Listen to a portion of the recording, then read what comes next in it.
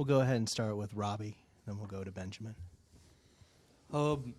Came out firing there in the second half. You had 20 or 30 points in the second half, and y'all just kind of flipped that on a dime.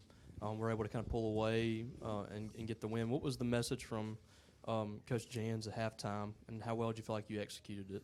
Yeah, we saw a few clips in the film room of where we were making most of our mistakes from. We adjusted to them and we just executed. Played bulldog basketball, getting stops and pushing it. We'll stay to the players left. We'll go to Benjamin, and then we'll go to Sam. Josh, you had 30 points and only 2 made three-pointers. How have you sort of just been working on expanding your game offensively? You've gotten a lot better at driving to the hoop, drawing fouls, doing all that stuff. Yeah, just being a complete player. That's what I worked on, in the offseason. Just getting downhill, being aggressive, put some pressure on the defense.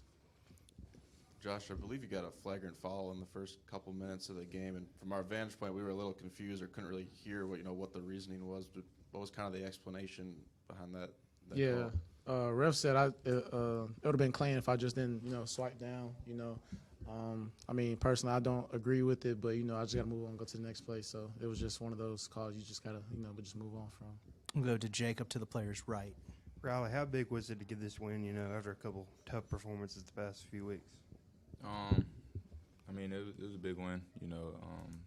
Like we said, like coming in, every team you're playing in the SEC it's gonna be a dogfight. So just getting any win you can in this type of time, the league play is a good win. Yeah, Josh.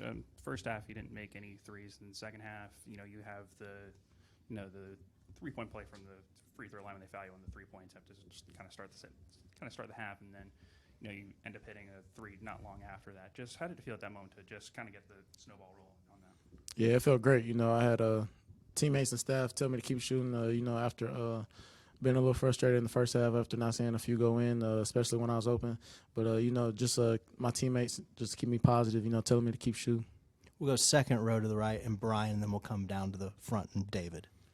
Riley, in the second half, you had a play where you kind of backed your man in from the three-point line all the way into the paint. That's something we haven't seen a whole lot from you this year. Is that something you feel like you can add to your game at this late part of the season and a little bit more of the post play? Yeah, definitely. I like playing in the post, especially when it's a smaller defender on me like that. It's just It opens up, scoring opportunities for me and my teammates. So it's fun to play in the post. Riley, there in the first half when LSU was keeping a little bit lead, Coach made some substitutions, and the game really seemed to get kind of almost scrambling on both ends. Not a lot of structure to it, but y'all seemed to turn that to your advantage, a bit more creative on offense and make some plays. Did you see it that way? No, I saw it as just keep playing the game. I don't really pay attention. I look at the matches, but it's like people coming in and out, it's still the same matchup regardless. So, we're just here to play basketball. It's the same game plan. Got time for a few more. We'll go to Benjamin to the players left. Riley, the team missed its first 7 3-pointers until you hit that first one with about 4 minutes left in the first half, and then you hit another one right before the break. Did you sort of feel the pressure alleviate when that happened, just once the lid came off there a little bit? No, I didn't really feel any pressure at all. It was just a good in-rhythm shot for me, I guess. It definitely felt good, though, just getting us back in, a scoring rhythm, I would say. It felt good coming off the hands.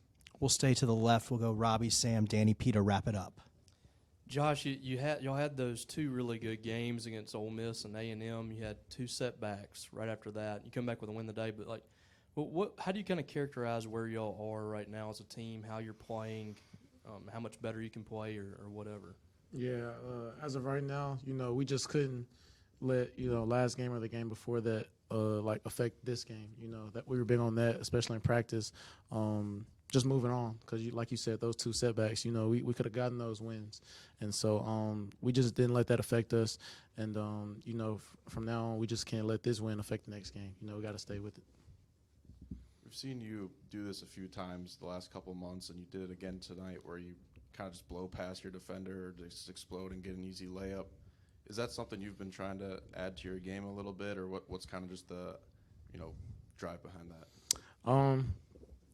Staff encourages me to just get my speed into the game, especially in transition when we get a rebound I'm the outlet, and so just pushing them all, putting pressure on the defense. Even if I don't get the layup, somebody be open, especially if I attract so much attention, just to create for others.